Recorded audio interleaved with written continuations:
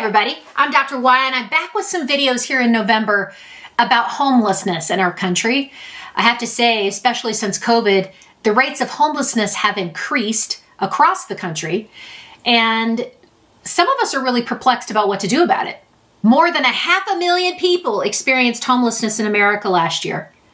And did you know that 4.2 million of those people are youth? So the Department of Housing and Urban Development in the United States actually keeps track of all of these statistics, and we are up from 2020 to 2022. I don't really think that's a shocker for a lot of people. I went out to LA over the summer to visit a family member, and I was absolutely floored at the number of people that were living in tents, the number of people that were living in campers and RVs.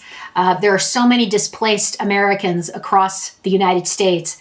It's very concerning to me, and I'm assuming that it's probably concerning to you too, because some of these people might be our family members, our loved ones, and people that we care about. So I decided to do this video on what to do if you have a loved one that is at risk or already is homeless. And let me share with you what the HUD department defines as homelessness. I did not know this, but here we go. The HUD's definition of homelessness includes both sheltered and unsheltered people. Didn't know that. Sheltered people are living in domestic violence shelters, transitional shelters, safe havens that serve homeless individuals with severe mental illness, or hotels and motels. Unsheltered people live outdoors in cars and abandoned buildings or at other places that are not meant for human habitation.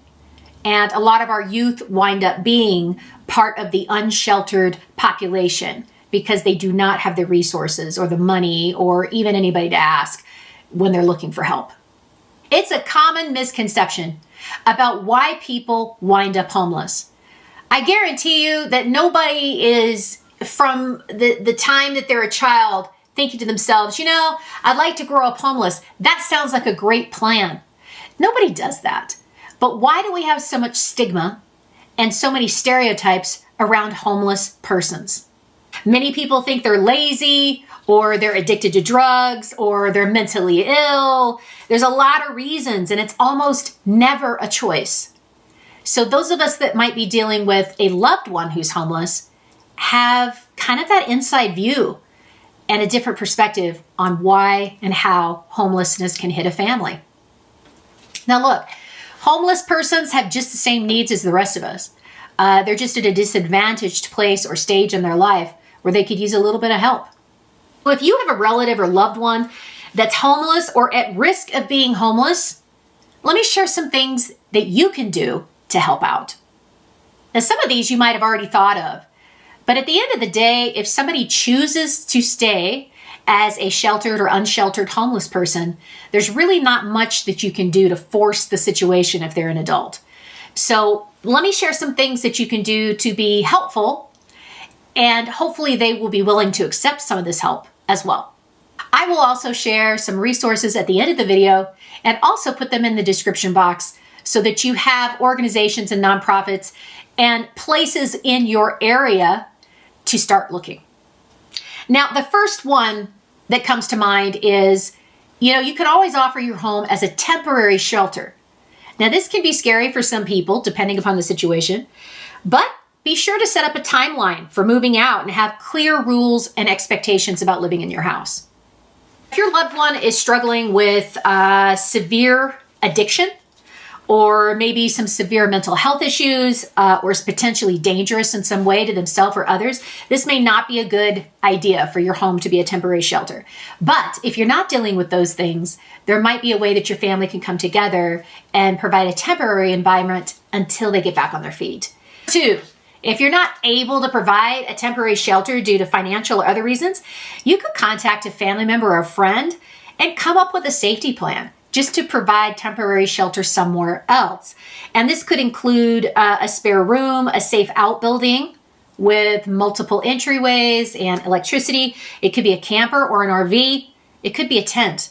Now, a lot of people have been using these strategies to try and house people, and sometimes your loved one is not open to other ideas. So please know that there are some options, even when financial reasons kind of get in the way of doing what we really would like to do, probably. Number 3 is you can contact a crisis assistance program. So these programs, believe it or not, there are funds out there. There are emergency funds that have been put in place to provide security deposits for a first month's rent. There's also state and municipal programs with a list of crisis area services near you. So please don't assume you're alone. In the area where you live, the state where you live, the county where you live, there are crisis assistance programs. So get in touch with those. All you have to do is Google homeless crisis assistance in whatever county that you're living in and start there. Now, if you or your loved ones are unable to offer temporary housing, and I say housing because we're dealing with homelessness, not being sheltered, and this is a safety issue, you could always book a hotel room or a space at a hostel. Now, hotel rooms can be really expensive, and certainly during the pandemic, there just wasn't a lot of hotel space, okay? But you and your family members could pool together, or friends or close people in that inner circle, to book a hostel for your friend. That might be a really great option that's inexpensive as a temporary plan, if your home is not an option. The next one is you could consider transitional housing. So what is that? It's designed really as a bridge between a shelter and a long-term housing. So there are programs in cities across the nation that you can contact, area shelters. They have social workers and other social services that they can connect your loved one with. And a lot of times these services often provide your loved one with housing, vocational training, rehabilitation services, counseling, and temporary financial assistance. So there are more resources out there for the people that we care about than we even know. And I think part of that is because HUD does not advertise this to the average American. They don't. These are things that unless you are a social worker or you work in that field, the human services field, we just may simply not know. So I want you to know about them. Okay, the next one is, it's usually a bad idea to give people who are struggling with some sort of substance use addiction any kind of money.